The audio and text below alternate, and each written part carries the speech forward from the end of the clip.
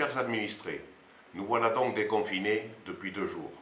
En fait, pas tout à fait. Nous entrons plutôt dans une deuxième phase de confinement.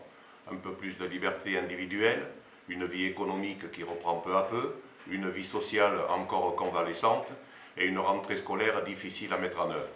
Tout cela dans ce contexte de crise sanitaire dont je l'espère le plus terrible est maintenant derrière nous. Mais gardons-nous de penser que nous l'avons totalement vaincu. Le 16 mars, le président Macron nous a dit « Nous sommes en guerre ». 8 semaines plus tard, cet ennemi invisible, nommé Covid-19, bat en retraite, mais n'a pas encore abdiqué. Ici ou là, il a encore des soubresauts qui nous incitent à la prudence et nous imposent à respecter les gestes barrières qui sont notre quotidien depuis 2 mois. Ne l'oublions surtout pas, du comportement de chacun dépend la santé de nous tous. Nous avons fait le plus dur. Nous devons maintenant œuvrer tous ensemble pour éviter cette deuxième vague qui serait dramatique, bien évidemment sur le plan sanitaire, mais bien plus encore sur le plan économique et social. Pour accompagner vos efforts, la municipalité, avec l'aide du département et de Coval d'Or, a procédé à une première distribution de 1400 masques. Nous en avons nous-mêmes commandé 3000 et nos couturières bénévoles nous en ont confectionné plus de 1000.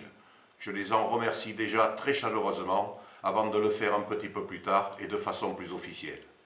Nous pourrons sans doute, d'ici une dizaine de jours, faire une deuxième distribution de 6 masques par foyer.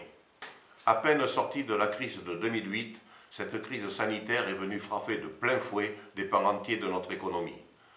Pour nos commerçants, artisans, industriels, agriculteurs, il était grand temps que l'activité économique reprenne. J'ai eu une pensée forte pour tous ceux qui, depuis 2 mois, ont vu leur chiffre d'affaires réduit à néant et leur trésorerie exsangue. Je mesure, je comprends et je partage leur inquiétude. À vous tous qui avez pu enfin ouvrir vos grilles, je dis courage. Et à vous, habitants de Bretenoux et d'ailleurs, je dis ne les oubliez pas. Le meilleur moyen de montrer votre solidarité, c'est de pousser leurs portes afin de leur redonner confiance et de remettre en route leur activité. Permettez-moi d'avoir une pensée particulière pour nos 3 cafés-restaurants qui attendent avec impatience et anxiété fin mai pour savoir s'ils pourront retrouver, comme nous le souhaitons tous, une activité la plus large possible. Oui, ces lieux de discussion, de partage, de convivialité nous manquent. Ils font partie de notre identité et de cette tradition française, sans laquelle la vie de nos villages nous semble soudain bien terne. Je souhaite de tout cœur que refleurissent au plus vite les parasols des terrasses de ces 3 établissements et que les Bretenouviens et les autres puissent reprendre, comme il est de coutume, ces belles discussions de comptoir où l'on refait le monde autour d'un apéritif, d'un café ou d'un bon verre de vin de glane. La vie scolaire va aussi reprendre, mais dans des conditions qui me laissent un goût amer. La nouvelle équipe municipale qui m'entoure, aidée par notre secrétaire de mairie et nos agents municipaux, techniques et scolaires, ont fait un travail de préparation remarquable. Tout a été mis en œuvre pour respecter au mieux le protocole de 53 pages édicté par l'Éducation nationale, afin de préserver la santé de nos enfants, de nos enseignants et de nos agents. Nous étions prêts à assumer la garderie et à accueillir 60 élèves par groupe de 30, une semaine sur 2. Mais sur 9 professeurs, 3 seulement reprendront les cours, avec un seul en présence sur l'école, ce qui nous permettra de n'accueillir que 8 à 10 enfants. Vous comprenez ma déception.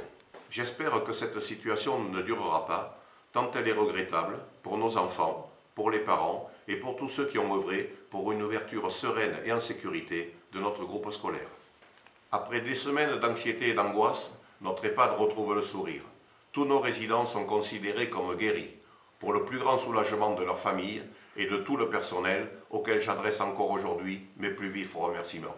Mes pensées vont aussi à l'institution Notre-Dame et au logement foyer de Biars, qui a connu lui aussi des heures éprouvantes. Dans le plus strict respect des règles sanitaires, les visites à l'EHPAD pourront reprendre dès lundi, pour le plus grand plaisir des familles et de nos résidents. Pour le reste de l'actualité, les travaux de la rue des Arcades et de la rue Pierre-Loti ont repris, ainsi que ceux de McDonald's et de la voie de desserte du nouveau collège. Enfin, si tout va bien, nous devrions pouvoir installer le conseil municipal le lundi 25 mai, à huis clos bien sûr, et ainsi la nouvelle équipe municipale que je remercie déjà de son formidable engagement à mes côtés depuis le 15 mars pourra enfin prendre ses fonctions officielles. Voilà, je pense avoir fait un tour complet de notre actualité. Je compte sur vous, sur votre civisme, pour continuer à prendre soin de vous et à prendre soin des autres. Je vous remercie. À bientôt.